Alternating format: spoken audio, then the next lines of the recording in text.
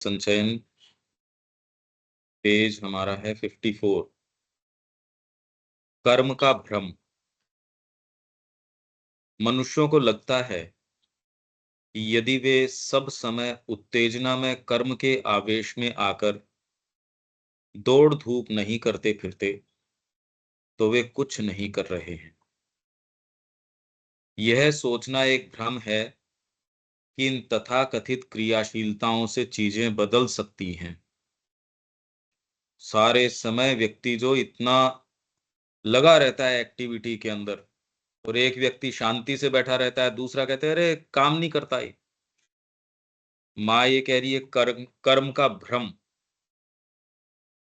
सारे समय उत्तेजना में कर्म के आवेश में आकर दौड़ धूप नहीं करते फिरते तो वे उन्हें लगता है कि वे कुछ नहीं कर रहे हैं। यह सोचना एक भ्रम है कि इन तथाकथित क्रियाशीलताओं से चीजें बदल सकती हैं। यह तो महज एक कटोरे को हाथ में उठाकर उसमें पानी को थपेड़ना है। इससे पानी हिलता डुलता अवश्य है, किंतु तुम्हारे इतने थपेड़े खाकर भी वह बदलेगा नहीं, उसमें कोई असर नहीं आना। कर्म का यह भ्रम मानव प्रकृति के सबसे बड़े भ्रमों में से एक है। और पूरे जगत में आप सारे समय देखते हो कितना भयंकर भ्रम फैला हुआ है ये। यह प्रगति को क्षति पहुंचाता है, क्योंकि यह तुम्हारे ऊपर किसी न किसी उत्तेजित क्रियाशीलता में भाग दौड़ करते रहने की आवश्यकता को लाद देता है। कदाचित तुम इस भ्रम को अनुभव कर पाते और यह देख पाते कि यह सब कितना निरर्थक है, कि इससे कुछ भी नहीं बदलता। पर व्यक्ति को समय ही नहीं मिलता, जिंदगी जी के चला जाता है और इतना भ्रम है उसको कि मैंने बहुत मेहनत करी, ये किया, हाथ क्या लगा। ये एक की नहीं, मनुष्य जाति को एट लार्ज ये एक समस्या भ्रम है ये। कर्म का इतना बड़ा भ्रम है ये। माँ कह रही है इससे कुछ नहीं फर्क पड़ता। और मानव प्रकृति के सबसे बड़े भ्रमों में से एक भ्रम है कर्म का भ्रम। यह प्रगति को क्षति पहुंचाता है। तो क्या तामसिक होके बैठ जाओ? नहीं, उससे तो नहीं हो सकता, क्योंकि यह तुम्हारे ऊपर किसी न किसी उत्तेजित क्रियाशीलता में भाग दौड़ करते रहने की आवश्यकता को लाद देता है। इसलिए मनुष्य जो है भाग दौड़ करता रहता है आवश्यकता के वश। होता कुछ है नहीं इससे, उससे कुछ भी प्राप्त नहीं होता इससे, और इस भ्रम के अंदर वो चलता रहता है। कदाचित तुम इस भ्रम को अनुभव कर पाते और यह देख पाते कि यह सब कितना निरर्थक है, कि इससे कुछ भी नहीं बदलता। इसके द्वारा तुम्हें कभी कहीं कुछ नहीं प्राप्त हो सकता। जो इस प्रकार दौड़ धूप करते हैं वे ऐसी शक्तियों के खिलौने होते हैं जो उन्हें अपने आमोद के लिए नचाती हैं, और न ही ये शक्तियां सर्वोत्तम कोटि की होती हैं। प्राण की निम्न शक्तियां हैं, वो इस जगत को सारे समय नचा रही हैं। सारे मनुष्य, सारे राष्ट्र, सारे सब दौड़ धूप कर रहे हैं, ये जाने बिना कर क्या रहे हैं। इस सारे का लाभ क्या है, ये प्रश्न कोई नहीं कर रहा। बस एक पागल की सी दौड़ के अंदर जगत में जो कुछ भी किया गया है वह उन थोड़े से लोगों के द्वारा ही किया गया है जो क्रिया से बाहर नीरवता में स्थित हो सकते हैं।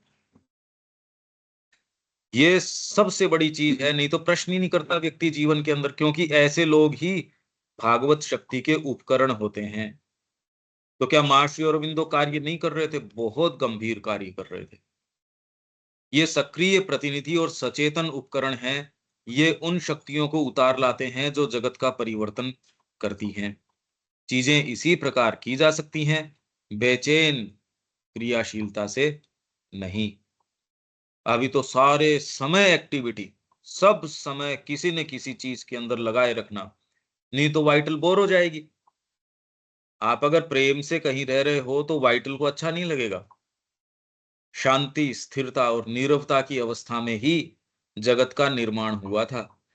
और जब कभी यथार्थ रूप में किसी चीज की रचना करनी होगी तो उसे शांति, नीरवता और स्थिरता की अवस्था में ही करना होगा। यह मानना अज्ञान है कि जगत के लिए कुछ करने के लिए तरह तरह की निरर्थक चीजों के लिए परिश्रम करना और सुबह से शाम तक दौड़ धूप करना आवश्यक है। इससे कुछ नहीं होता। हालांकि इसके अंदर बहुत से प्रश्न उठ के आते हैं, एक बार ये पढ़ लेते हैं पूरा। एक बार जब तुम इन तेजी से घूमने वाली शक्तियों के पीछे हटकर शांत क्षेत्रों में पहुंच जाओ तो तुम देखोगे कि यह कितना भयंकर भ्रम है। तब तुम्हें मानव जाति अंधे प्राणियों के समूह के समान लगेगी, जो यह जाने बिना कि वे क्या कर रहे हैं या क्यों कर रहे हैं, इधर उधर दौड़ धूप करते फिरते हैं और एक दूसरे के साथ केवल टकराते और ठोकरे खाते रहते हैं। ये बिल्कुल पक्की बात है। मतलब ये तो आप महसूस कर सकते हो। इसलिए एक आश्चर्य हो तो कर क्या रहे हैं ये। इतना इनको समझा दिया, माँ की सारी बातें बता दी इनको, एक ये सामान्य सी बात है, ये समझ क्यों नहीं आ रही। शिक्षा के अंदर जो उनको बता रहे हैं ये सामान्य सी बात है, ये क्यों नहीं समझ में आ रही, ये हमको नहीं समझ में आता। और अंधे प्राणियों के समान, ये तो कह रहे हैं मानव जाति जो है अंधे प्राणियों के समूह के समान ऐसी प्रतीत होगी, जो वो उनको ये नहीं पता कर क्यों रहे हैं और क्या कर रहे हैं। इधर उधर घूमते रहते हैं, दौड़ धूप करते रहते हैं, एक दूसरे से टकराते रहते हैं, ठोकरे खाते रहते हैं। इसी को वे कर्म और जीवन की संज्ञा देते हैं। यह खोखली उत्तेजना है, कर्म नहीं, सच्चा जीवन नहीं। अब एक व्यक्ति अगर गड़बड़ कर रहा हो तो मान लो उसको कोई समझाए, पर अब सारे ही ये मानव जाति यही काम कर रही है, अब समझाए कौन। इसलिए जब उसको माँ की वाणी बताई जाती है, भाई आप लोग ये सारा ये पढ़ते भी हैं और भी कर रहे हैं, पर जब ये एक्चुअल प्रैक्टिस की बात आती है कि शिक्षा माँ की, तो कहते हैं भाई ऐसे तो कैसे होगा। और ठीक भी बात है कि सब जगह बिना डिग्री तो काम चलता नहीं। तो ये जो भ्रम है एक बहुत बड़ा भ्रम है, ये व्यापक भ्रम है एक। आपको लगता है मनुष्य जाति कोई बहुत बड़ी चीज है, अभी तो बेचारी बचपन में है ये, जो शांति से रह ही नहीं सकती। अब इसमें कोई सेंटेंस या कोई चीज है क्या शरद भाई? तो ये तो ऐसा है कि पूरे जगत के अंदर ये बहुत भयंकर भ्रम है। माँ तो कह रही है मानव जाति इस भ्रम से ग्रसित है, सबको भ्रम है ये। हाँ जी। इसमें कोई सेंटेंस है जो आपको नहीं समझ में आ रहा? ठीक है भाई, ठीक है। वो जो भ्रम भ्रम में भ्रमित होकर ही हम जीवन व्यतीत करते हैं क्या? हाँ बिल्कुल, भ्रम में भ्रमित ही होके करेंगे, नहीं तो और तो क्या। नहीं तो फिर बाद में एक नाटक हो गया, जिसको ये पता है कि मैं नाटक कर रहा हूं, मैं रो रहा हूं तो भी नाटक के लिए रो रहा हूं। ये तो है नहीं, हमको तो एक्चुअल भ्रम है, हमको तो एक्चुअल भ्रम है इस संसार का। तो भ्रमित होके जी रहे हैं, ये ही नहीं पता कर क्यों रहे हो ये। और ये भ्रम केवल अंतरात्मा तोड़ती है आपका। माँ के प्रति अनन्यता, प्रेम, उनको जब आप अपने आप को समर्पित करते हो, और समर्पित तब करते हो जब थोड़ा भ्रम टूटता है। जब समर्पित करते हो तब थोड़ा भ्रम टूटता है, भ्रम टूटता है तो समर्पित करते हो। अब ये तो पहेली सी हो गई। इसलिए व्यवस्था करते भी है भगवान, कभी कभी भ्रम टूटता भी है, टूटता है नया भ्रम बना लेते हैं। ये कुछ एहसास होता तो है क्या जो माँ कह रही है उस चीज का? कुछ आवाज नहीं सुनाई देता प्रशांत दे रहा है। हाँ जी। నేను हाँ शरद। हाँ, अभी प्रशांत अभी अभी अभी अभी सुनाई दिया, सुनाई दिया। हाँ जी शरद भाई, मैं ये पूछ रहा हूं आपसे कि ये जो माँ का यहाँ जो हमने पढ़ा कर्म का भ्रम, क्या इसका आभास तो आता है क्या?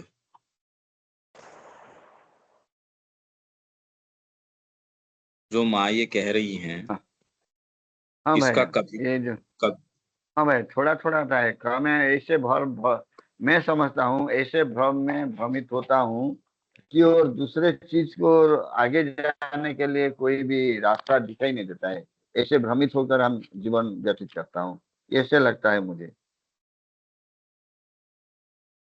नहीं, पर इसके पीछे कोई प्रश्न इसके उठने चाहिए कि ऐसी क्या बात है कि सारी मनुष्य जाति पागल है, या इतनी भ्रमित कैसे हो सकती है। ये तो कह रहे पूरी मनुष्य जाति इससे भ्रमित है, इतने अच्छे भले लोग आपके सारे हैं, तो ऐसी क्या बात है इसके अंदर। और इसी कारण जो है मां श्री अरविंद के कार्य के प्रति बहुत बड़ा प्रतिरोध है। नहीं तो कितने कितने उनके भक्त हैं, कितनी कितनी बातें हैं, अच्छे आध्यात्मिक लोग भी हैं। और ये वाली चीज तो, कारण क्या है इसका, क्योंकि अभी कर्म का आधार कामना है, कामना का आधार गया नहीं। अगर भगवत प्रेम आपका आधार हो जाएगा कर्म का, तो बिल्कुल अलग स्थिति है। अभी तो कर्म का आधार है कामना, और आपको कामना जो है एक ज्वर की जैसे है, जो सारे समय उसकी प्राप्ति के लिए पागल की जैसे लगाए रखती है। आपकी विवेक शक्ति नहीं रहती, कोई चीज नहीं रहती जो पीछे मुड़ के ये देखे मैं ये क्यों कर रहा हूं, क्योंकि आप स्वयं नहीं कर रहे। आपके माध्यम से जो प्राणिक जगत की शक्तियां हैं, निम्न जगत की शक्तियां हैं, नहीं तो अपराध कर ही नहीं सकते थे। आप माता पुस्तक पढ़ते हो, उसके अंदर ये देख पढ़ते हो धन की शक्ति, वो आप अभी धन जो है उसके आप पजेसर्स, उसके धारक नहीं है अभी तो। उसने आपको अधिग्रहण किया हुआ है, उसने पजेस किया हुआ है, इसलिए धन कोई अच्छी चीज में जा ही नहीं सकता। आपने पुस्तक पढ़ी है ना, आपने तो सबने पढ़ी है माता पुस्तक। उस दृष्टिकोण से देखो तो पूरी मनुष्य जाति इससे ग्रसित है, छोटी छोटी छोटी छोटी चीजों से पूरी मनुष्य जाति ग्रसित है। और हम लोग भी जो मां श्री अरविंद के अनुयायी हैं, और दूसरी बातें कर लेंगे, मूलभूत जो करने का काम है कि अपनी दासता अस्वीकार कर देना और मुक्त हो जाना इन चीजों से, क्या हम कर सकते हैं क्या ये यदि नहीं कर सकते तो फिर बाद में तो कोई दूसरी चीज हो नहीं सकती। कोई जो दास है वो क्या कर सकता है, जब तक वो दासता में है तब तक तो मालिक जैसे चलाएगा वैसे ही चलना पड़ेगा। तो हम मूलभूत रूप से कुछ नहीं कर सकते। कामना का अधिकार हमारे ऊपर है, निम्न वृत्तियों का अधिकार हमारे ऊपर है, और ये हमको कर्म के भ्रम में लगाए रखती है, क्योंकि ये लगाए रखती है हमको। शांत अगर हो जाएंगे तो हम इनकी क्रिया देख देख लेंगे कि हमको निम्न वृत्तियां हैं वो चला रही हैं, काम है, क्रोध है, लोभ है, हमारी आसक्तियां हैं अपने आप से, अपने परिवार से, ये सारी आपको इस भ्रम में लगाए रखती है। और उसकी पूर्ति हम करते रहते जिंदगी भर। सारी शक्ति क्षीण हो जाती है, जीवन चला जाता है बिना ये जाने की क्यों। अगर आपको ये दिखाया जाए, आपका पूरी पिक्चर जीवन की दिखाई जाए, जी आपने ये क्यों किया, आपके पास करने का चयन था, जब ये सुविधा थी, तो क्या आपने चयन किस चीज का किया। सारे समय ये कर्म का भ्रम लगा रहता है, सब समय ये भ्रम लगा रहता है, और एक भय लगा रहता है ये नहीं करोगे तो जगत में कैसे जियोगे। और ऐसा करके व्यक्ति, इतना कीमती जो जीवन है आपका, वो खत्म हो जाता है। क्या ये आभास आता है क्या आपको? आप अपनी अपनी बात बताइए कि ये पढ़ के अब क्या आभास आता है, और इसके लिए क्या कुछ करते हैं क्या हम? जो माता पुस्तक में भी हमने बताया धन की शक्ति है, माँ की तो सारी वाणियां इस तरीके की हैं।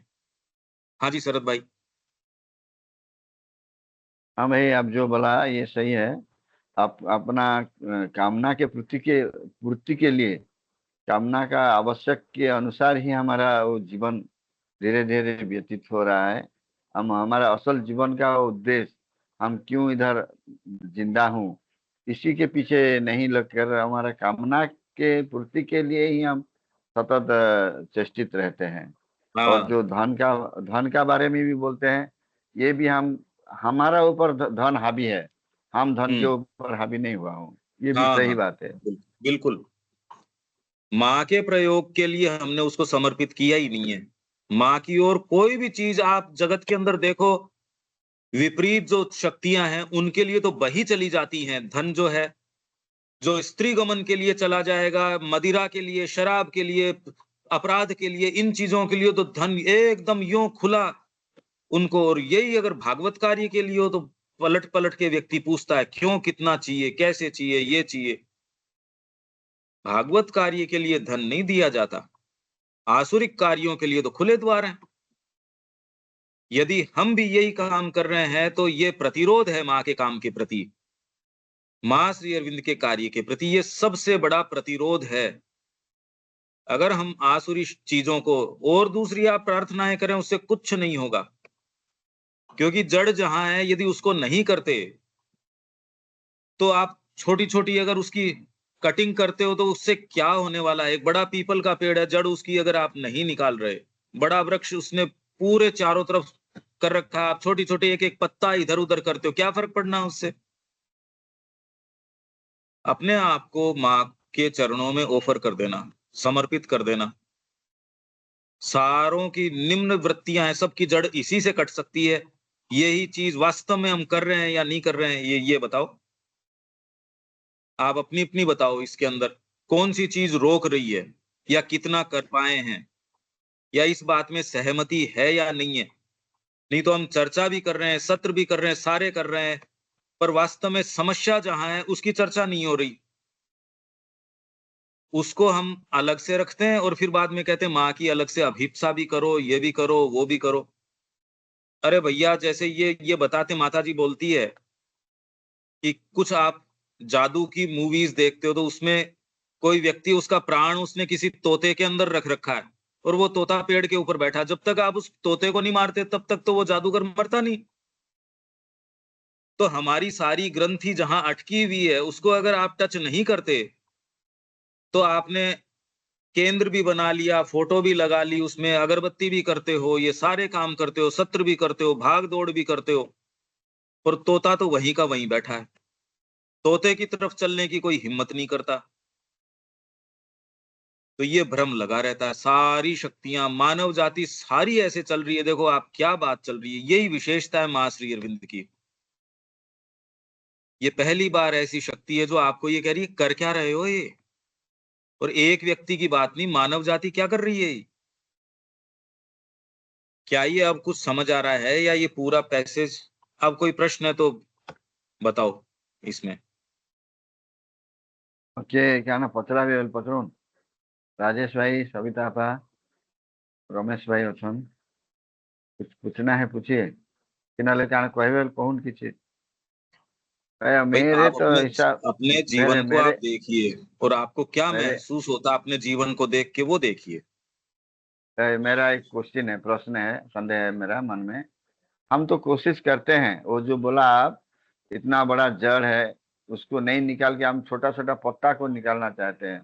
तो हाँ, जड़ को जड़ तक कैसे पहुंचेंगे और कैसे उसको ऑफर कर निकालेंगे। दो, माँ को संकल्प कर दो, माँ मैं आपका हूं, बस। इसकी जड़ इसी भाई से कट ये करता सकती है। हूँ, ये धर्म बोलते हूँ हम, माँ तो आपको ही मैं समर्पित करता हूँ, आप ही सब कीजिए। लेकिन हाँ, क्या तो ये ये सच्ची नहीं हो रहा है क्या? सच्ची नहीं हो रहा है क्या?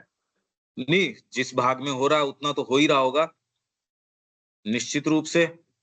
पर वास्तव में उनको कह दो कि मैं तो आपका हूं, और भीतर से कहो कि आपको अपनी एक आवश्यकता महसूस हो, ये कि मेरे इसके बिना प्राण निकल जाएंगे। मेरा तो वहां कोई गला दबा रहा है, अब आपका कोई गला दबा रहा हो उसके अंदर विचार करने की क्या आवश्यकता है। वहां तो प्रार्थना सच्ची है या नहीं है। अरे सच्ची कैसे, यहाँ तो जीवन और मृत्यु का प्रश्न है। वहां तो सच्ची और कोई दो तो विकल्प बचते ही नहीं आपके पास।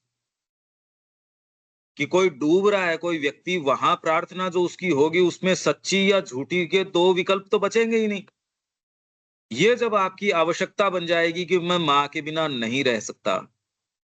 तीसरा वॉल्यूम इसी से शुरू करता है, आप योग क्यों करना चाहते हो। मैं माँ के बिना नहीं रह सकता, इससे जो हो सो हो। अगर आप भगवान के बिना या माँ के बिना जी सकते हो तो उसके बिना ही जियोगे। अगर माँ के बिना आपका काम चल सकता है आप फिर भी प्रसन्नता से जी सकते हो। आप ये विभेद करते हो बीच में, ये माँ का काम है, ये मेरा कुछ अलग काम है, तब तक ये निश्चित जानिए कि आप माँ के बिना रह सकते हो, क्योंकि रह रहे हो ऑलरेडी। अगर ये आपके आ जाए, मैं माँ के बिना नहीं रह सकता, बस। और माँ, मैं संकल्प करता हूँ, जब मैं रह ही नहीं सकता तो अब संकल्प की और की भी बात नहीं रहती। मैं पूर्ण रूप से हूँ या अपूर्ण रूप से हूँ, जब मैं रह ही नहीं सकता सांस के बिना। आप प्राणवायु लिए बिना थोड़ी रह सकते हो, सांस लिए बिना, चाहो नहीं चाहो। वैसे ही आपके भीतर कोई एक ऐसा पार्ट है, उसका नाम है अंतरात्मा। वो सहज ये कहती है, मैं आपके बिना नहीं रह सकती। वो भाग कौन सा है आपके, वो खोज लो, उसकी सुनो।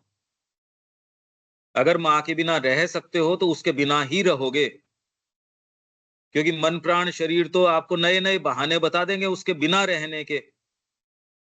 मेरे बेटे की शादी हो जाए तब मैं ये कर लूंगा, बेटे का बेटा हो जाए तो उसके बिना कर लूंगा, इसके हो जाए ये तो। दुनिया में कोई बहाने कम है क्या? बहानों से अगर मैं रुक सकता हूं तो बहानों का ही अरेंजमेंट कर लो बस।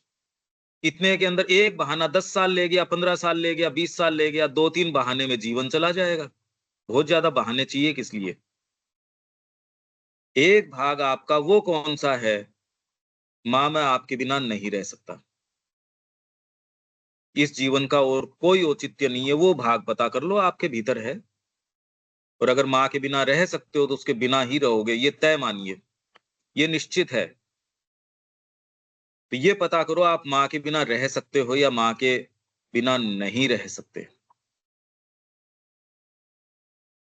कि ये इतनी बड़ी आवश्यकता आपके जीवन की बन गई कि प्राण जाएं तो जाएं, माँ के बिना कैसे रहा जाएगा? कोई व्यक्ति ये कहता नहीं जी सकते माँ के बिना, तो उसको माँ मिलनी भी क्यों चाहिए? भाई अगर आप उसके बिना जी सकते हो तो फिर आप खुद ही तो कह रहे हो मैं जी सकता हूं उसके बिना। व्यक्ति स्वयं कह रहा है कि मैं उसके बिना जी सकता हूं, और व्यक्ति एक ये कहते मैं इसके बिना नहीं जी सकता, बस। तो उससे तो आगे फिर आप विचार विमर्श नहीं होता फिर उसके आगे। तो क्या माँ आपके लिए वो आवश्यकता बन चुकी है? अंतरात्मा वो भाग है जो सहज चलती है उसकी ओर। उसको कोई कारण बताने की आवश्यकता नहीं कि माँ की ओर मैं क्यों चल रहा हूं, क्यों नहीं चल रहा हूं। कोई दूसरा कारण नहीं है। वो आपके भीतर वो भाग है, वो अंतरात्मा है। वो टटोल लो, उसको खोज लो। वो पार्ट आपका कौन सा है, उसका पता करो। हाँ जी शरद भाई, आपका उत्तर आता है क्या इसमें? हाँ भाई, ये तो मैं कोशिश करता हूँ। एक एक बार कभी कभी ऐसा होता है, माँ के लिए ही मेरा जीवन समर्पित है। लेकिन अधिकांश समय में ऐसे इसी स्थिति में नहीं रह पाता हूँ।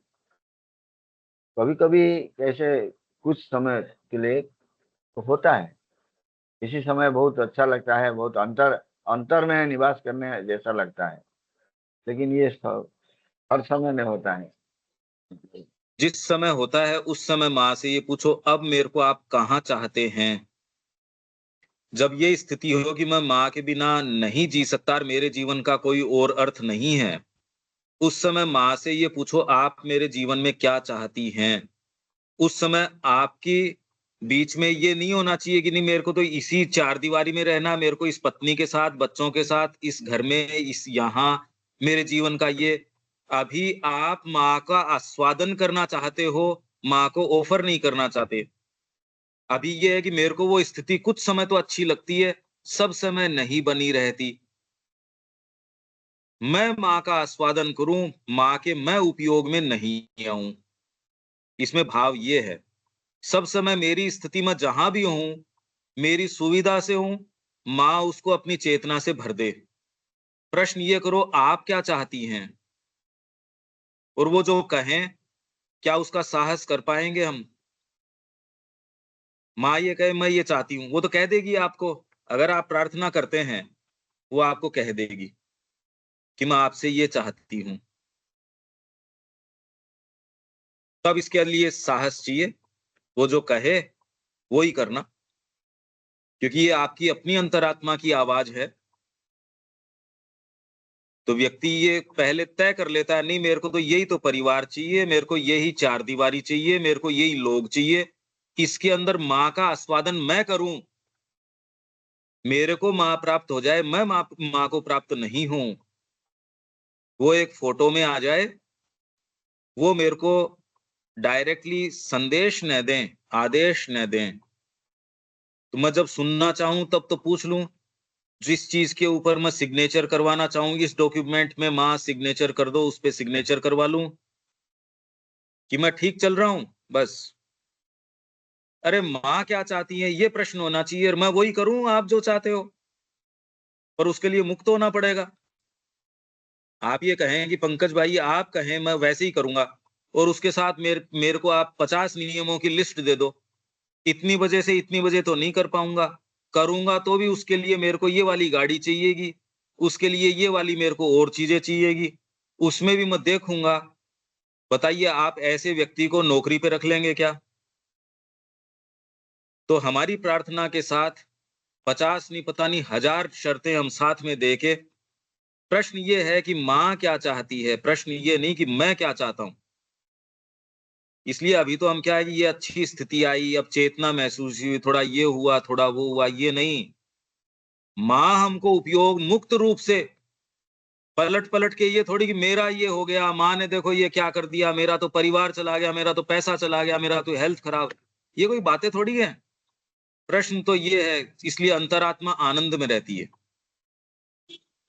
राधा की प्रार्थना क्या, अगर मैं एक-एक बूंद भी खून की दे देती हूँ, तो भी इसके अंदर परमानंद है, कोई त्याग नहीं हो सकता। माँ के काम में कोई त्याग थोड़ी हो सकता है। तो ये स्थिति अंतरात्मा की है। उसको कोई भी जो है, माँ रसास्वादन करें आपका, माँ जहां चाहे वहां आपको काम मिले। दुर्गा की तलवार कैसी है? अरे चाहे वहां प्रयोग करे, नहीं चाहे रख ले। तलवार अपने आप से थोड़ी करे कुछ। बांसुरी बजाते हो तो बजाने वाला जो है, जब बजाए, जैसे बजाए, जो राग बजाए, क्या हम उतना मुक्त रूप से माँ के हाथों में दे के पीछे मुड़ के, ये नहीं कि मैं शरद हूं, मैं इस परिवार का हूं, मेरे ये है वो है, ये बातें नहीं। ये कोई बातें थोड़ी हैं। मैं माँ से क्या चाहता हूँ ये नहीं, माँ मेरे से क्या चाहती हैं। क्यों, माँ भी तो मेरा कोई अलग थोड़ी, मेरी अंतरात्मा का ही तो मूर्त रूप है माँ। ये सारे समीकरण को उलट देगा, ये विचार ही उलट देगा। थोड़ा सा साहस करना पड़ेगा इन प्रश्नों को अपने आप से करने का। किसी दिन तो करना पड़ेगा, इस जीवन में नहीं करोगे अगले जीवन में करना पड़ेगा। साहस तो करना पड़ेगा। क्या ये समझ में आ रही है ये बात? बोले सुप्रभा पाठी कौन एडे बोले प्रकृत कथा आमे माँ कौन चाहते आमे माँ क्या चाहते हैं इसको हम नहीं ध्यान देते हैं। हाँ, हम क्या यही चाहते प्रश्न, हैं माँ से। बस। ये नहीं, हम माँ आप क्या चाहती हो, और मैं तो वो ही करूंगा। आप कहते हैं कि यहाँ ये मत, तो उतना ही बिल्कुल हूबहू वैसा ही करूंगा मैं तो माँ। तो आप ये पाएंगे आपका बीइंग तैयार ही नहीं है इसके लिए, ये प्रश्न करने भी तैयार नहीं है कि माँ आप क्या चाहती हो ना, बिल्कुल नहीं। उसमें कहीं न कहीं उसके अपने कुछ रिजर्वेशंस हैं, प्रतिबद्ध, उसमें प्रतिरोध हैं। अरे माँ तो कल को ये कह देंगी, तो माँ जो कहेंगी वो ही कहेंगी। क्या आप उतनी छूट दे सकते हैं क्या माँ को, मुक्त रूप से आपका उपयोग करें? ये आनंद है, सच्चा आनंद यही है। माँ आपको फिर बाद में अपनी वाणी सुनाएँगी, आपको अपने तरीके से काम में लेंगी, प्रश्न केवल यही है। तो ये तो साइकोलॉजिकल चीज़ है, ये आप कभी भी ये प्रश्न अपने आप से कर सकते हैं, कभी भी करो चाहे। इस प्रश्न के बिना चाहे ये जीवन है, ये निरर्थक चला जाएगा। मृत्यु तो आ ही जाएगी, उसमें क्या बात है? इसको जब भी करना पड़ेगा फेस, तो चाहे इस जन्म में कर लो, चाहे अगले में कर लो, इस प्रश्न को तो फेस करना पड़ेगा। इससे बच नहीं सकते। माताजी आप क्या चाहती हैं?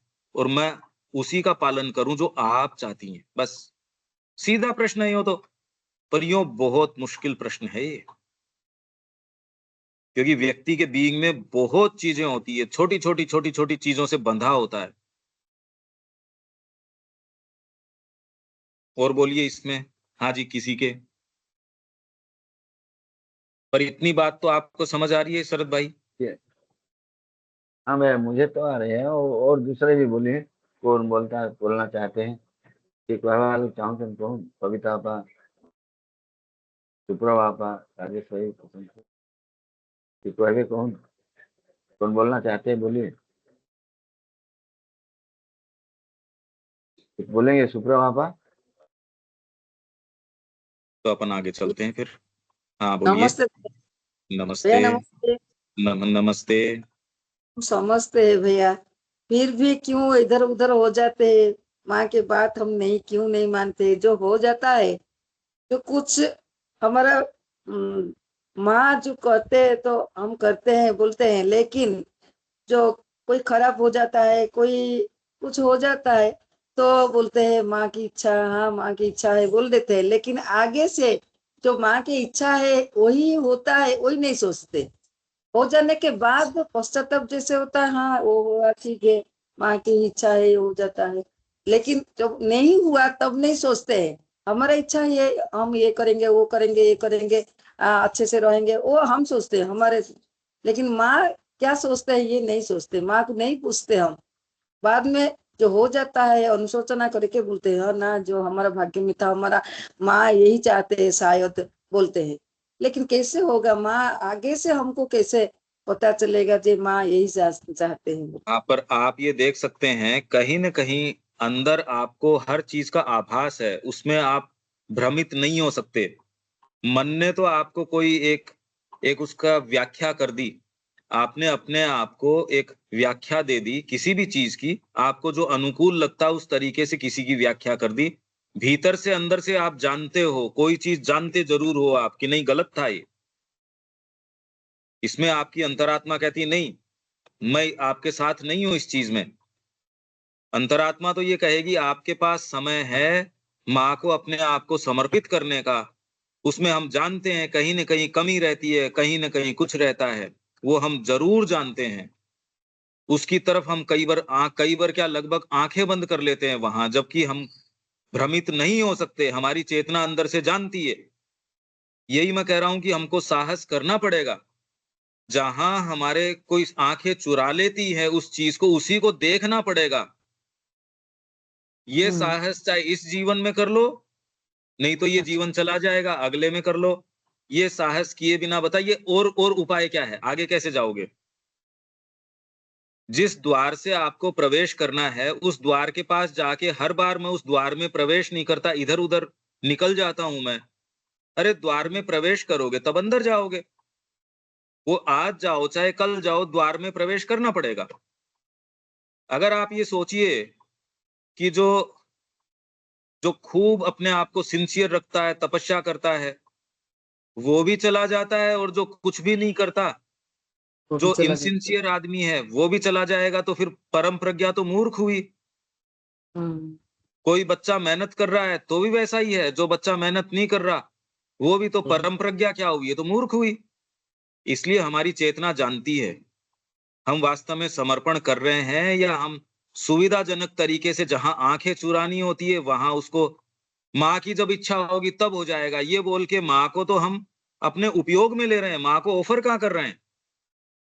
हम्म। सारे समय हमको जो सुविधाजनक लगता है उसको कहते हैं बस माँ ऐसा ही बस। चाह रही होंगी। हम्म। सारे समय हम माँ के तरीके से ये कह के, और आप ये देखिए कि कितनी सारी चीजें, जबकि अंतरात्मा आपकी भीतर से जानती है नहीं गलत है, ये बिल्कुल गलत है, ये कभी भी करो पर इसके बिना कोई रास्ता नहीं है, ये करना ही होगा। साहस का बनना होगा, साहस ये तो कर, ज्यादा। ये तो करना ही पड़ेगा। हाँ भैया। नहीं तो आप ये बताइए कि आप इतने समय से माँ श्री अरविंद के संपर्क में हैं, अगर हम लोग ये नहीं कर सकते तो दूसरे जो अच्छी चीज के संपर्क में नहीं है उनसे आप आशा कैसे कर सकते हो? फिर ये कह रहे हो जगत के अंदर ये विरोधी शक्तियां हैं। अरे हम माँ श्री अरविंद के संपर्क में हैं, हम अच्छे के लिए कदम उठाने में डर रहे हैं, तो सामान्य व्यक्ति और दूसरा है, वो किस आधार पे कदम उठाएगा ये बताइए।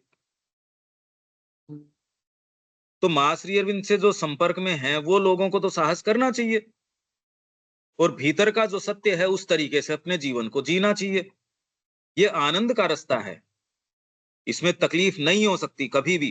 तकलीफ तो विरोधी शक्तियों को होती है जिन्होंने आपके ऊपर अधिकार जमाया हुआ है। इसमें आपको कोई डरने की आवश्यकता नहीं है। वो शक्तियां आपको कहती है ऐसा हो जाएगा, वो हो जाएगा, वो कैसे चाहेंगी?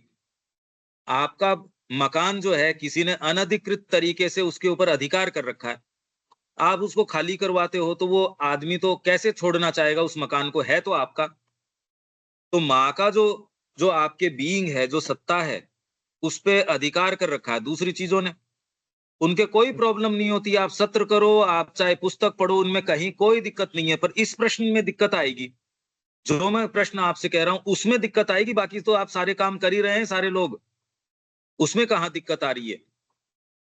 उससे उसकी जड़ नहीं कट रही, वो जो समस्या है उसकी जड़ नहीं कट रही। आप समझ रहे हैं इस बात को? हाँ भैया, वो जो हमारा जो विश्वास डगमगा रहा है, माँ तो हमारे पास में, अंदर में, बाहर में हम सब बोलते हैं, लेकिन जब काम आता है काम करने के लिए वही छोड़ हाँ, देते हैं। बिल्कुल। वही तो होता है, बाद में बोलते हैं, बिल- सब तो बोल देते हैं हमारा माँ हाँ, तो हमारे पास, हमारा कुछ नहीं होगा, हमारा डर किसको, हाँ, बोलते हैं। लेकिन हाँ, फिर भी वही करते हैं हम, क्यों बिल्कुल डगमा यही बात जाते हैं? है। एकदम सही बात है ये, बिल्कुल ठीक बात है। तो किसी दिन तो हमको उसको रोकना पड़ेगा। जो हम तो बोलते हैं कि सांप उधर से निकल रहा है, हम मारेंगे मारेंगे, बड़ी ट्रेनिंग ले रहे हैं, ये कर रहे हैं, वो निकल जाता है, फिर बाद में कहते हैं हम और संकल्प करते हैं, यार उसको मारो जब जा रहा है वो सामने से। वही आपकी वही बातों से नहीं होगा ना, वो सामने जब स्थिति होगी उस समय आपको क्रिया करनी होगी।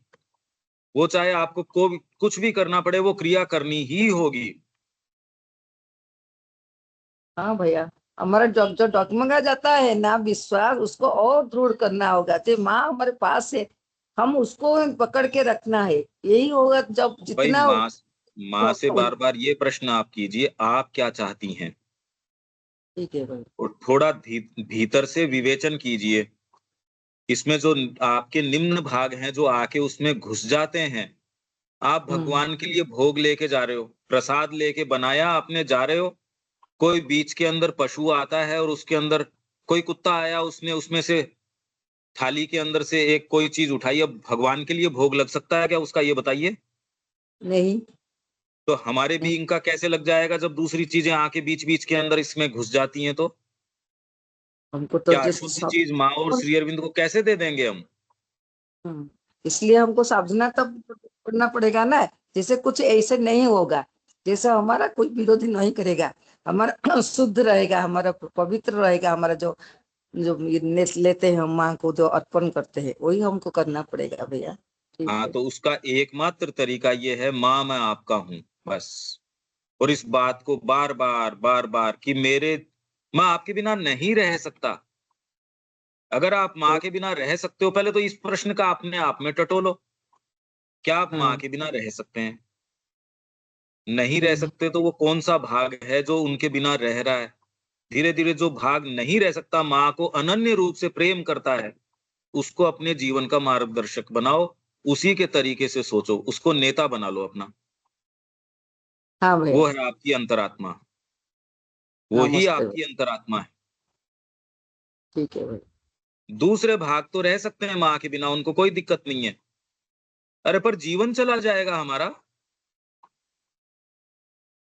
ये अगर साहस कर पाए तो कर पाए। आपके ऊपर विरोधी शक्तियों का जो जो अधिकार है उसको तोड़ ऐसे ही सकते हो। वो आपको डराएंगी कि कल को ये हो जाएगा, वो हो जाएगा, वो कोई भी आपका बिगाड़ नहीं होगा, विरोधी शक्तियों का शासन है, वो आपको कभी नहीं करने देगा। तो वो आपको कुछ पता नहीं क्या क्या बताएगा, वो भय दिखाएगा, जबकि हो ही नहीं सकता। आपका कभी कोई कुछ बिगड़ सकता ही नहीं, और जो बिगड़ना है उसको आप रोक सकते नहीं। अगर प्राण जाने की बात है तो उसको कैसे रोक लोगे? अगर बिगड़ना है वो तो होगा। बुरी बात यह है कि माँ श्री अरविंद के संपर्क में होने के बावजूद अगर उनको समर्पण पूरा नहीं कर पाए, आप कल्पना तो करो इस स्थिति की। कि आपको अपने जीवन की पूरी पिक्चर दिखाई जाए और आपको ये पूछा जाए, आपको जब पूरी सुविधा थी, आपके पास समय था, आपके पास पुस्तक थी, माँ श्री अरविंद की वाणी थी, क्यों नहीं अपने आप को समर्पित किया? क्या कारण थे आपके पास? तो जितने भी आप कारण अभी बता सकते हैं, क्या वो उचित रहेंगे माँ को समर्पित नहीं करने के लिए? क्यों शरद भाई, कोई भी कारण उचित पड़ेगा उस प्रश्न के सामने? नहीं भाई, उचित नहीं पड़ेगा। कभी नहीं हम हो बहाना सकता, देखेंगे, हम बहाना कभी दिखाएंगे, नहीं हो ये सकता। मेरा बहुत जरूरी बोलेंगे, लेकिन ये उचित नहीं होगा। नहीं, पर ये आपका अंतिम क्षण है, तो आज आपकी अंतरात्मा उसको उचित कैसे ठहरा देगी? ये बताइए। जिन कारणों से हम ये साहस नहीं कर पा रहे, क्या अंतरात्मा उसको, आप देख के ये आप सोचिए, आप ये विचार तो कर ही सकते हैं। तो आगे चलें शरद भाई, ठीक है आगे चलें। हाँ भाई ठीक है। थोड़ा और कोई गंभीरता बोलना से चाहे? इसका विचार करना। भाई थोड़ा और कौन बोलना चाहते हैं, बोलिए थोड़ा। कौन का भावना क्या बोलते हैं, थोड़ा बोलिए। बेबी अपा कान कहबे, सविता अपा कुछ बोलना चाहते हैं क्या? सविता अपा, बेबी अपा। कोई नहीं, आगे चलते हैं अपन। ठीक है, ठीक है तो भाई, ठीक। हाँ, प्रेम, प्रेम महान वैश्विक शक्तियों में से एक है। यह स्वयं अस्तित्वमान है और इसकी क्रिया उन पात्रों से मुक्त और स्वतंत्र रहती है जिनमें तथा जिनके द्वारा यह अभिव्यक्त होता है। फिर से पढ़ देता हूं और फिर इसका अर्थ, शरद भाई इस लाइन का अर्थ बताओ। प्रेम महान वैश्विक शक्तियों में से एक है। महान वैश्विक शक्तियां और भी हैं, उनमें से प्रेम एक महान वैश्विक शक्ति है। यह स्वयं अस्तित्वमान है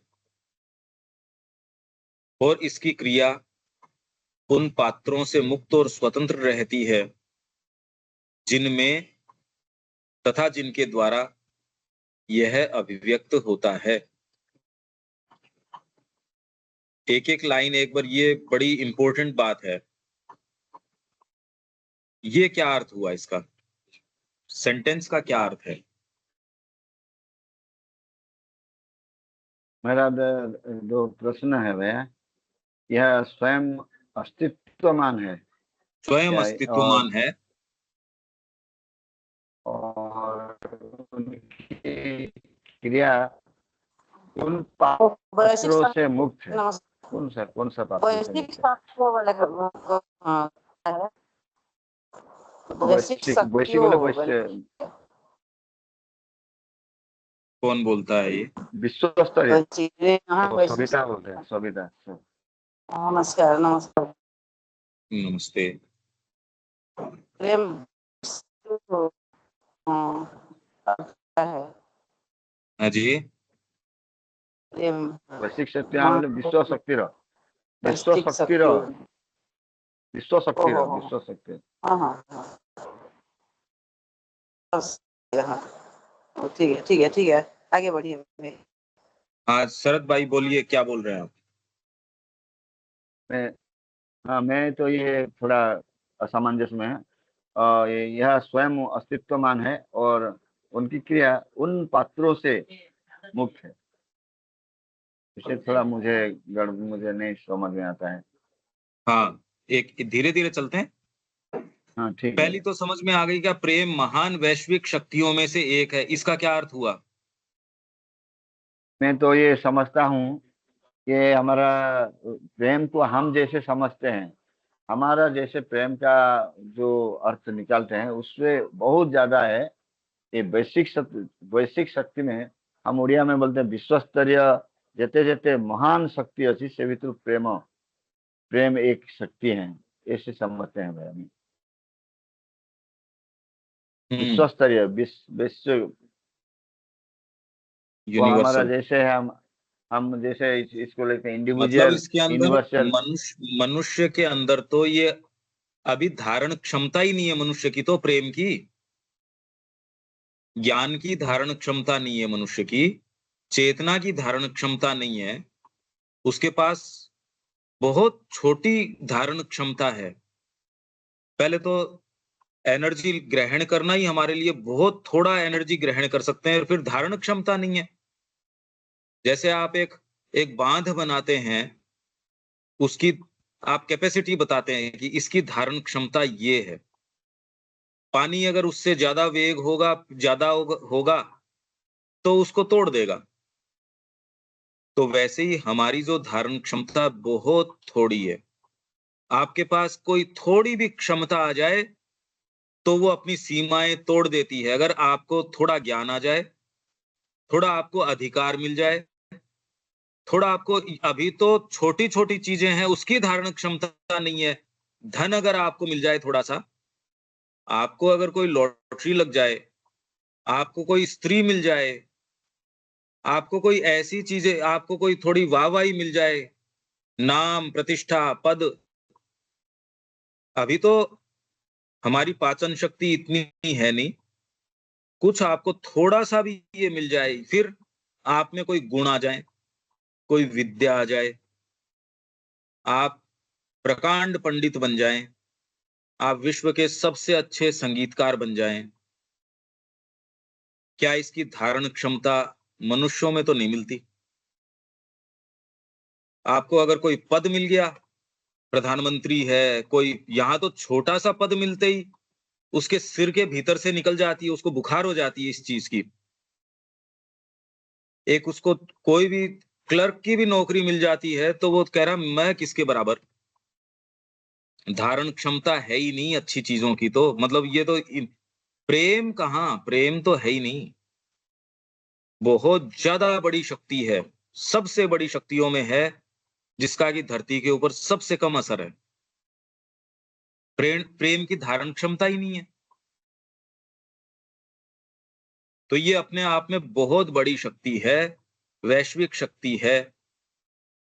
मनुष्य के अंदर तो ये तो थोड़ा सा होते ही आप देखो कैसे उछलना कूदना, और स्त्री पुरुष के बीच में आप जो सोचते हो, जो प्रेम कहते हैं, वो तो उसका भद्दा रूप है, उसका कहीं कोई प्रेम से संबंध नहीं। इसका यदि शुद्धतम रूप यदि थोड़ा बहुत दिखने को मिलता है तो गुरु के प्रति शिष्य का, भक्त का भगवान के प्रति, ये कुछ भाव ऐसे हैं जिनमें थोड़ा शुद्ध रूप से ये नजर आता है थोड़ा। बाकी मनुष्य की तो धारण क्षमता इन्हीं चीजों की क्षमता ही की धारण क्षमता नहीं है। आपको ज्ञान आ गया, शक्ति मिल गई, अगर आपको त्रिकाल दृष्टि मिल गई, अब तो आपकी धारण क्षमता ही नहीं रहेगी, क्योंकि व्यक्ति का अहंकार बहुत छोटा है। यूं तो उसको छोटी सी भी चीज मिलते ही उसकी धारण क्षमता, वो नहीं धारण कर सकता उसको। ये बात समझ आ रही है कि अभी तो प्रेम का एक्शन तो बहुत कम है। हम क्यों धारण नहीं कर पाते हैं वे, और अभी वो क्षमता क्षमता नहीं छोटी है है क्या? हमारी, हमारी क्षमता छोटी है। अभी अगर आपको एक बच्चे को अगर आप दे दो, बच्चे को आप कभी बंदूक दोगे क्या? आप कहते ना, बच्चे को आप संपत्ति दोगे? कभी नहीं दोगे, जबकि उसी की है। आपने उसके नाम विल कर रखी है कि मेरा एक पुत्र है, उसी की संपत्ति होगी, पर जब ये मैच्योर हो जाएगा तब मिलेगी। अपरिपक्व व्यक्ति को आप कैसे कर दोगे? मानसिक रूप से विक्षिप्त है, उसको गाड़ी चलाने दोगे क्या आप? या उसको हवाई जहाज तो कभी नहीं उड़ाने दोगे। ऑपरेशन करने दोगे उसको? कभी नहीं करने दोगे। ये जब सामान्य सी चीजें, मानवीय चीजें नहीं करने दे सकते, प्रेम सामान्य चीज है क्या? राधा जी की शक्ति है ये। और इसी के लिए कि प्रेम यहाँ धरती के ऊपर आ सके, सुपरामेंटल लाने की बात उनकी इसलिए है कि पहले पावर एस्पेक्ट आ जाए डिवाइन का, तब प्रेम यहां आ सकता है। अभी धरती पे तैयार ही नहीं है अभी प्रेम के लिए। ये एक वैश्विक शक्ति है। सबसे ज्यादा पावरफुल शक्ति है। थोड़ा भी प्रेम आपको देखो कितने आपके बीच के डिफरेंसेस को कम कर देती है। थोड़ा भी प्रेम किसी के प्रति हो, पशु के प्रति भी हो, तो आपका दास बन जाता है। इतनी बड़ी शक्ति है ये, जिसका यहाँ एप्लीकेशन सबसे कम है। पेड़ को भी अगर आप सद्भावना से प्रेम करते हो तो आप देखो वो भी आपके को रेस्पोंड करेगा, प्रत्युत्तर देगा। पूरे जगत के अंदर ये भाव आपको ये देखो कितना जबरदस्त है, और फिर भी इसकी क्रिया जो है सबसे कम है। अभी हमको आइडिया नहीं है मां श्री अरविंद जो कह रहे हैं वो कितनी विलक्षण चीज है। प्रेम शब्द देखते ही हम सामान्य हमारी जो क्रिया प्रतिक्रिया, आसक्तियां, आकर्षण विकर्षण, इसको प्रेम मान बैठते हैं। इसका कोई संबंध नहीं,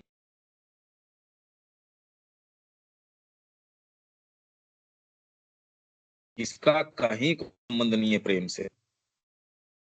तो प्रेम महान वैश्विक शक्तियों में से एक है। प्रेम तो आपकी अंतरात्मा का गुण है, उससे हमको कोई संपर्क नहीं। प्रेम तो उसका गुण है।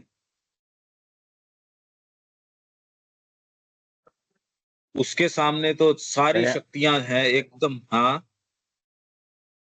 हम जो प्रेम समझते हैं, जीवन हाँ व्यतीत करते हैं, हाँ। ये इसी का कुछ अंश होगा क्या? कुछ जैसे हम किसी को अच्छे लगता है, किसी को हम प्रेम करते हैं, पशु पक्षी तो को, वो तो और आसक्तियां हैं। पेड़।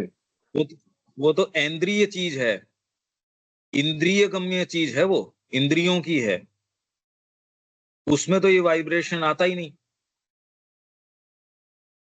उसमें ये वाइब्रेशन नहीं आता। फिर जैसे आलिंगन है, अब भौतिक रूप से कोई को गले लगाना और एक प्रेम से गले लगाना, जिसको भावना का आइडिया नहीं है तो वो उसको आप कैसे बताओ कि भौतिक रूप से आलिंगन करने से कोई प्रेम हो नहीं हो, इसका पता नहीं लगता। तो हमारी चेतना बड़ी अभी तो लिमिटेड है। अगर भौतिक व्यक्ति है वो तो ये देखेगा कि आलिंगन भौतिक रूप से आपने कर लिया तो मतलब प्रेम है। पर आपको भी पता है कि भौतिक रूप से आलिंगन करने नहीं करने से प्रेम प्रदर्शित नहीं होता, वो तो भीतर की भावना है। पर मनुष्य की भावना भी तो बहुत छोटी है, बहुत ज्यादा छोटी है। तो इसलिए उसको ये बताया नहीं जा सकता। तो संगीत हमारे लिए एक बंद चीज है। संगीत का जो क्षेत्र है वो बताया जा सकता है क्या? आप ये सोचिए कि महाकाव्यों में उन्होंने क्या अभिव्यक्ति करी, हमारे लिए तो बंद पुस्तक है। कला हमारे लिए बंद पुस्तक है। जब ये सामान्य धरती की चीजें वही हमारे लिए बंद पुस्तकें हैं, प्रेम तो दैवीय चीज है, तो बहुत ऊंची चीज है। एक्चुअल में हम ये आभास भी नहीं कर पा रहे कि मनुष्य जाति अभी बहुत निम्न अवस्था के अंदर है। अभी तो बचपन में है ये, अभी बहुत आगे की स्थितियां हैं, बहुत ज्यादा चीजें हैं, बहुत चीजें हैं, ये आभास नहीं आता। क्योंकि सारे समय हम भ्रमित रहते हैं, सब समय भ्रमित हैं। तो प्रेम एक वैश्विक, महान वैश्विक शक्ति है। फिर आपका दूसरा प्रश्न था स्वयं अस्तित्वमान है। स्वयं अस्तित्वमान, वैसे क्या अर्थ निकला स्वयं अस्तित्वमान का, शरद भाई?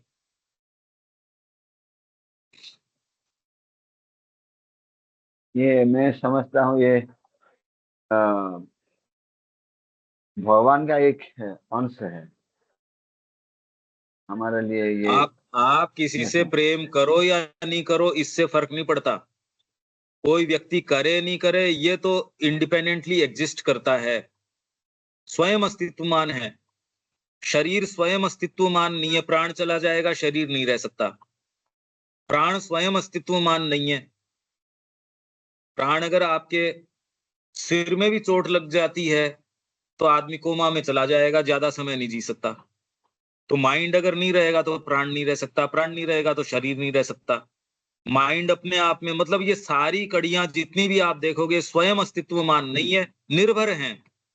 किसी न किसी चीज के ऊपर निर्भर हैं। प्रेम स्वयं अस्तित्वमान है, वो किसी चीज पे निर्भर नहीं है। अब इसका क्या अर्थ निकला? यहां तो हम ऐसी कोई चीज जानते नहीं जो स्वयं अस्तित्वमान है। मनुष्य रहे नहीं रहे तो भी प्रेम है, धरती रहे नहीं रहे तो भी प्रेम है, यहां आप कोई जीव रहे तो भी प्रेम तो स्वयं अस्तित्वमान है। इतनी बड़ी शक्ति है ये। अब स्वयं अस्तित्वमान एक शब्द तो समझ में आ रहा, आपका प्रश्न था ये कि एक एक शब्द, इसमें तो बहुत लंबा समय लगेगा हमको इसको खोलने के अंदर।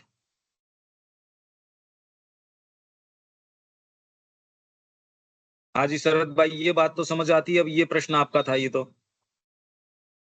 अब फिर भी मुझे ये संदेह है, ये स्वयं कैसे अस्तित्वमान, किसी के माध्यम से तो ये प्रकाशित होना चाहते हैं ना। प्रेम प्रेम किसी का माध्यम नहीं लेंगे क्या? तो हम ऐसे जब समझते हैं अस्तित्वमान, स्वयं अस्तित्वमान, इंडिपेंडेंट, ऐसे फुल्ली इंडिपेंडेंट, ऐसे हो गया। तो ये क्या स्वयं, माध्यम, हाँ, बिना माध्यम से निर्भर फुल्ली निर्भर नहीं इंडिपेंडेंट है किसी ऐसे? चीज के ऊपर। अजी निर्भर नहीं है ये किसी चीज के ऊपर। जैसे आपके कल्पना है, स्वयं अस्तित्वमान रह सकती है, सामने कागज पेन हो नहीं हो। आपके कल्पना के अंदर संगीत तो हो ही सकता है, आप मुंह से अभिव्यक्त करो ना करो। स्वयं अस्तित्वमान होने में कहां दिक्कत है कि उसको इंडिपेंडेंट है। जैसे भगवान कृष्ण, वो मनुष्य उसको अभिव्यक्त करे नहीं करे, उससे उनके कोई फर्क थोड़ी पड़ता है। स्वयं अस्तित्वमान है। आपकी अंतरात्मा स्वयं अस्तित्वमान है। दूसरी चीजें उसके आधार पे निर्भर हैं। वो यदि चली जाए तो आपके मन प्राण शरीर पूरा ये जो आपका बीइंग है ये यहां रह नहीं सकता। इसलिए कितने लोग वहां थे आश्रम में, माँ ने कहा भी इसकी अंतरात्मा ने चयन कर लिया, ये जाना चाहती है। जब वो जाना चाहती है तो और दूसरे जो हिस्से हैं वो सब विघटन में चले जाते हैं, नष्ट हो जाते हैं। वो जब तक बनी रहना चाहती है तब तक ये सारे आधारित रहते हैं। भाई जैसे आपने विचार किया, ये मेरा मकान, ये मेरी ये सारी चीजें, जब तक आप उसको प्रश्रय देते हो तब तक वो चीज काम करती है। जब आपने ये तय कर लिया कि अब मैं यहां से मेरा ट्रांसफर हो रहा है, अब मेरा ट्रांसफर किसी दूसरी जगह हो रहा है, मैं अपना मकान चेंज करूंगा, तो आप क्या करते हैं, वहां से जो भी जरूरी सामान है अपना उठाते हैं, आप चले जाते हैं। पीछे से या तो किसी को बेच देते हैं, पर वो स्थान जो है स्थानांतरित कर दिया या किसी को दे दिया या आपने उसको नष्ट कर दिया या जो भी कर दिया, तो जब तक आप उसको रखे हुए हो तब तक आपके ऊपर निर्भर है वो। तो आपका जितना भी अस्तित्व है सारा का सारा निर्भर है। और ऐसी चीज है ये प्रेम या आपकी अंतरात्मा जो किसी चीज पर निर्भर नहीं है, स्व अस्तित्वमान है, ये स्वयं अस्तित्वमान है। ठीक है ये बात? हमें प्रेम का दूसरा नाम ये हमारा अंतरात्मा को भी समझ सकते, समझो क्या? नहीं ना, ये नहीं कह सकते। उसका एक गुण है कि वो है, ये तो नहीं कह सकते हम। जैसे ये प्रश्न किया गया योगी कृष्ण प्रेम से कि राधा का जो प्रेम है भगवान कृष्ण के लिए वो रूपक है, आपकी अंतरात्मा का भगवान के लिए प्रेम है, उसका रूपक है। कवियों ने कल्पना करी इस चीज की कि जैसे अंतरात्मा का प्रेम भगवान से है, उसी का रूपक है राधा का भगवान कृष्ण से प्रेम। तो कृष्ण प्रेम ने ये कहा, योगी कृष्ण प्रेम का आपने नाम नहीं सुना होगा, पता नहीं अब सुना है। उन्होंने कहा बात उल्टी है, राधा और कृष्ण चिन्मय हैं, विद्यमान हैं, वो ज्यादा बड़ी रियलिटी हैं। अंतरात्मा का प्रेम भगवान के लिए वो रूपक है, वो उसकी छाया है। राधा जी भगवान कृष्ण से प्रेम करती हैं और कृष्ण राधा से जो प्रेम करते हैं उसका रूपक है। उसकी जब छाया पड़ती है तब आपकी अंतरात्मा भगवान से प्रेम करती है। तो उनका प्रेम है वो रियल है, ये उसका रूपक है। अब ये बात तो सोच समझ से परे है। मनुष्य कैसे समझे इसको, ये बताओ। ये तो आपको ये समझ आ रहा है, ये तुलना जो है, ये विचार क्या कह रहे हैं वो? हाँ, ये राधा कृष्ण का वो जो प्रेम बोला, ये थोड़ा थोड़ा थोड़ा हम भी ये प्रेम को अलग समझते थे। राधा कृष्ण का प्रेम क्यों तो नाना प्रकार में वो उसको वर्णन करते हैं, लेकिन अब जो बोला वो एक छाया है, ये से समझ में थोड़ा थोड़ा समझ में आया है। अंतरात्मा का भगवान के प्रति प्रेम है, वो छाया है। सच्ची वास्तविकता तो है राधा, क्योंकि मौजूद है। राधा और कृष्ण जो हैं विद्यमान हैं, उनकी जो क्रीड़ा है, उनका जो प्रेम है, अंतरात्मा का भगवान के लिए प्रेम जो है वो तो छाया है। अंतरात्मा का प्रेम छाया है।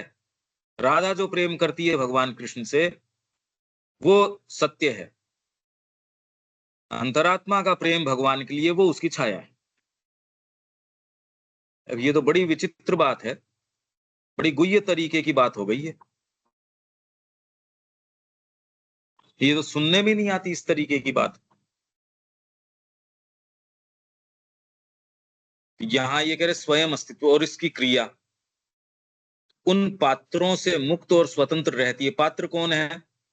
जो भी कोई एक दूसरे से प्रेम करता है, दो दो जनों में अगर आप कहो तो प्रेम, जबकि दो जनों में प्रेम होता ही नहीं। दो जनों की चीज ही नहीं है प्रेम। ये तो दो का काम ही नहीं है। प्रेम में तो दो होते ही नहीं। तो उन पात्रों से मुक्त है जो ये कहते हैं मैं प्रेमी हूं, मैं प्रेमास्पद हूं। ये प्रेम कर दो व्यक्ति हो, तीन व्यक्ति, जो भी आप प्रेम की बात करते हो, ये उन पे निर्भर नहीं करती। गुरु का शिष्य के लिए प्रेम, माता का पुत्र के लिए या अपनी संतान के लिए प्रेम, देशभक्त का अपने देश के लिए प्रेम, ये जो भी जिनको आप प्रेम कहते हो, ये सब पात्र हैं। और प्रेम अपने आप में इनसे मुक्त और स्वतंत्र है। प्रेम की जो क्रिया है इन सब पात्रों से मुक्त और स्वतंत्र है, जिनमें तथा जिनके द्वारा यह अभिव्यक्त होता है। एक देशभक्त के माध्यम से हो सकता है, किसी शिष्य के माध्यम से हो सकता है, भक्त के माध्यम से हो सकता है, किसी के भी माध्यम से, पर उससे इसकी क्रिया बिल्कुल स्वतंत्र है, मुक्त है। ये हम और बात करेंगे, आप इसको लेके अपने नोट्स बनाइएगा। ये गंभीरतम चर्चाओं में से है। यदि आप नोट्स बनाओगे तो कुछ हम गंभीर चर्चा करेंगे, नहीं तो पढ़ के आगे निकल जाएंगे। प्रयास तो करेंगे, पर ये तो बातें बड़ी विचित्र हैं, क्योंकि हम तैयार ही नहीं है। पृथ्वी तैयार नहीं है। माँ ने एक बार ये कहा कि राधा जी नजदीक आई धरती के, धरती पे एक भी व्यक्ति नहीं था जो उनको ग्रहण कर सके। अब कितने आपके बड़े बड़े महात्मा, कितने बड़े बड़े साधु संत, पता नहीं कौन कौन, फिर भी माँ ने कहा एक भी व्यक्ति ऐसा नहीं था जो उसको यहाँ ग्रहण कर सके। अच्छा, पर माँ से किसी ने प्रश्न नहीं किया, तो माँ ने कहा अरे मूर्खों, तुम मेरे से ये प्रश्न तो कर सकते थे, माँ आप तो थी, आपको कर लेना था। अगर वो अर्थ एटमॉस्फियर, पार्थिव जो वातावरण है, उसके अगर नजदीक आई राधा शक्ति, तो माँ आप अपने अंदर अवतरण करवा लेती उनका। तो तो माँ, उन्होंने कहा हाँ हाँ माँ बताइए बताइए। तो माँ ने कहा कि मेरे को यहाँ एक जिस कार्य के लिए भेजा गया है, मैं अपने कोई व्यक्तिगत तरीके से ये शक्ति भी आ जाए, ये वाली भी आ जाए, ये मेरा कोई उद्देश्य नहीं है। मेरा उद्देश्य बड़ा स्पष्ट है। उस कार्य के लिए जो आवश्यक है, अलग से नहीं। और जहां तक पृथ्वी की बात है, तो ये तो माँ ने ये कहा कि अर्थ, इसके लिए जो धरती है वो तैयार ही नहीं है। उसकी तैयारी के लिए ही अतिमानस के अवतरण की आवश्यकता है। नहीं, पृथ्वी तैयार नहीं है प्रेम को वहन करने के लिए। आप इसका विचार कीजिएगा। ये मतलब पृथ्वी वास्तव में अच्छी चीजों के लिए अभी कितनी तैयार है। सच्ची चेतना, सच्चा ज्ञान, सच्चा प्रेम। भाई अपने आप को देख लो। हम मां श्री अरविंद के संपर्क में हम क्या कर रहे हैं? बहुत मूलभूत प्रश्न है ये। अभी तो हम बहुत दूर हैं इन प्रश्नों से। जीवन की जो सच्ची निधियां उनसे बहुत बहुत दूर हैं। अभी तो पता ही नहीं है किसी चीज का।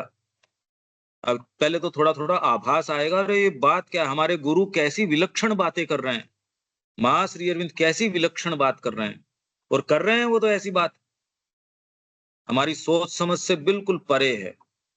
बड़ा आनंद का विषय है। अब 2 मिनट आप कोई कुछ कहना यदि चाहें तो अब समय हमारा, अब समय सीमा तो हो गई। भैया मेरा सुप्रभा जी, कुछ कहना नहीं है। शरद भाई और हैं कोई जी। और कोई बोलना चाहते हैं? मेरा हाँ तो जी, कुछ बोलना नहीं है, और कोई बोलना चाहते हैं ठीक। मेरा वो जो है, बोलिए। 2 मिनिट, 2 मिनिट किए कहबेल कहूँ अन्य मन किसी भितरे काना है महेंद्र भाई किए यदि कहबेल कहूँ। पर अब थोड़ा थोड़ा आप लोग जीवन में परिवर्तन लेके आओ। अगर वही चीज चलती रहेगी तो आशा क्या है? फिर बाद में परिवर्तन क्या आया? ये थोड़ा थोड़ा परिवर्तन का संकल्प तो लीजिए कि अगली बार जब क्लास में मिले तो आप ये कहें, नहीं पंकज भाई, हम ग्रो किए हैं, पहले से हमारी प्रगति हुई है, विकास हुआ है। तो यहाँ अभी तो बोलना नहीं है शायद किसी को। ठीक है, यहाँ विराम देते हैं शरद भाई। हाँ भाई ठीक है, नमस्ते।